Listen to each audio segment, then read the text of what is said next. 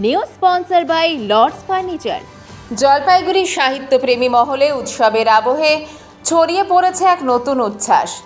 অমানিসার প্রারম্ভে শ্যামা মায়ের আগমনের ঠিক পূর্ব মুহূর্তে শহরের খ্যাতনামা লেখিকা বেলা দের নতুন গোয়েন্দা গল্পের সংকলন রহস্যের আড়ালের আনুষ্ঠানিকভাবে প্রকাশ হলো। বেলা দে দীর্ঘদিন ধরেই তার অনন্য ভাষা শৈলীর মাধ্যমে লেখালেখিতে পাঠকদের হৃদয়ে স্থান করে নিয়েছেন। তার নতুন বইটিও তার ব্যতিক্রম নয়। বইটির প্রতিটি গল্পে ফুটে উঠেছে মানুষের মনোজগতের জটিলতা, রহস্যের সূক্ষ্ম সূচনা এবং শেষ মুহূর্তে এক চমকপ্রদ মোড়। প্রকাশনা অনুষ্ঠানে উপস্থিত ছিলেন জলপাইগুড়ি সাহিত্য ও সংস্কৃতি জগতের বিশিষ্টজনেরা। অনুষ্ঠানের শুরুতে প্রদীপ প্রজ্বলন ও বিশিষ্ট অতিথিদের বরণ করে নেওয়া হয়। এরপর বইটির মোড়ক উন্মোচন করেন বিশিষ্ট অতিথিরা।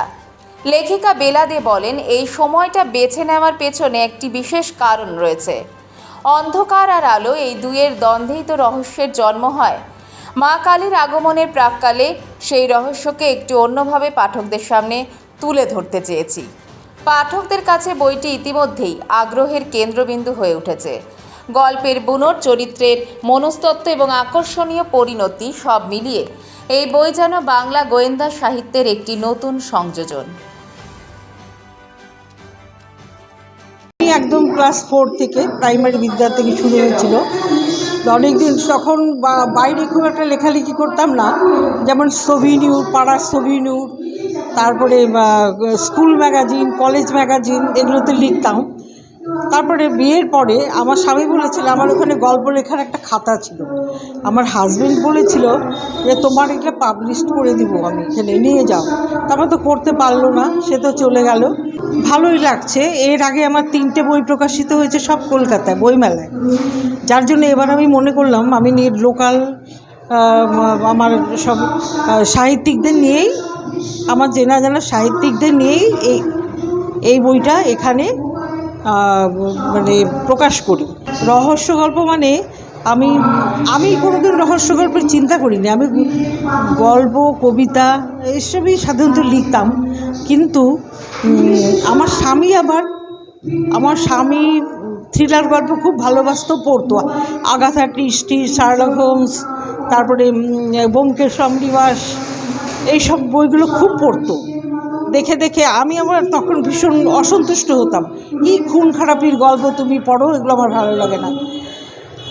মধ্যে মধ্যে আমাকে দু একটা গল্প পড়ে শোনাতো, তখন আমি আকৃষ্ট হতাম, বেশ ভালোই তো গল্পটা, বলকে ভালোই তো, আমার তো ভালোই লাগে। তাই আগাথা ক্রিস্টির বইটাই আমি পরের দিকে আমিও পড়তে একটু শুরু করলাম। আজকে তো দারুণই ভালো লাগছে। সবাই যাদের আমন্ত্রণ জানিয়েছি সবাই এসছে, সবাই গল্প, কবিতা বা সব পাঠ করছে, বক্তব্য রাখছে। আমার নিজের জায়গায় হয়েছে। আমার মায়ের এর আগেও 2টো বই প্রকাশ হয়েছে, এটা আমার 3 নম্বর বই। তা সত্যি খুব ভালো লাগছে, কারণ মায়ের তো বয়স হয়েছে, কিন্তু এখনও কিন্তু মার সেই উদ্যম কমেনি। মার এই যে এটা ধরে রেখেছে, এই বয়সও প্রায় 70+, কিন্তু তাও মায়ের এই আগ্রহ লেখালেখির প্রতি আমাকেও এটা উৎসাহ দেয়। বেলা দে ইতিপূর্বে আরও বেশ কিছু কবিতা এবং গল্পের বই প্রকাশ করেছে, কিন্তু এই বইটা একটি ভিন্ন স্বাদের বই, অপার রহস্য, যার মধ্যে দিয়ে কিছু রহস্যের মোড়ক পর্যায়ক্রমে উন্মোচিত হয়েছে। বইটা এখনও পড়া হয়নি, নিশ্চয়ই পড়বো। আর সবচেয়ে বেশি করে যেটা বলবো সেটা হচ্ছে বেলা দে এত সুন্দরভাবে তার যে নিরীক্ষণ, যে শক্তি, এত অবজারভেশন এবং যে সংবেদনশীল কলম, সেই কলমের মধ্যে দিয়ে বেলা দে আমাদের উত্তরবঙ্গের যে সাহিত্য জগৎ তাকে নিরন্তর সমৃদ্ধ করে চলেছে, আলোকিত করে চলেছে। আমরা চাইবো যে বেলা দে আরও বেশি ভালো লিখুন। আর ভীষণ ভালো লাগছে যে এটা একটা নতুনত্ব, শুধু তাই একটা অভিনব প্রয়াস আমি বলবো। অনেকেই কবিতা লেখেন, গল্প লেখেন, প্রবন্ধ লেখেন, কিন্তু এই ধরনের গোয়েন্দা কাহিনী বা গোয়েন্দা গল্প রহস্যের আড়ালে বা অন্তরালে, এটা একটা বিশেষ দিক এবং অন্য দিক আমি বলবো।